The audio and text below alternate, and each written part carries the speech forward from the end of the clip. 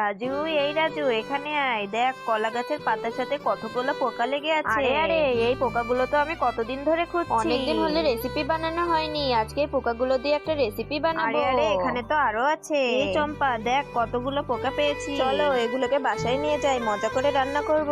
এইবার পাতাগুলো থেকে পোকাগুলোকে আলাদা করে নেব। এইবার পোকাগুলোকে একটি পাত্রে রেখে দিব। আরে, এখানে তো অনেকগুলো পোকা আছে, যা এগুলোকে ভালোভাবে পরিষ্কার করে ধুয়ে নি। এইবার ঝালগুলোকে কুচি কুচি করে কেটে নিব। এইবার গরম তেলের মধ্যে পোকাগুলোকে দিয়ে ভালোভাবে ভেজে নিতে হবে। এইবার কড়াইয়ের মধ্যে আদা রসুন বাটা দিয়ে ভালোভাবে মিক্স করে পোকাগুলোকে দিয়ে দিতে হবে। বন্ধুরা, তোমরা যদি আপেল খেয়ে থাকো তাহলে ভিডিওতে একটি লাইক দিবে, আর যদি চকলেট খেয়ে থাকো তাহলে চ্যানেলটিকে সাবস্ক্রাইব করবে। আর তুমি কোন ক্লাসে পড়ো কমেন্ট করে জানিও। এদিকে আমার রান্নাও শেষ, এবার কড়াইয়ের মধ্যে থেকে পোকাগুলোকে তুলে নিব। ওয়াও, কি সুন্দর সুগন্ধ বেরিয়েছে, খেতে তো আরো মজা লাগবে। ওয়াও।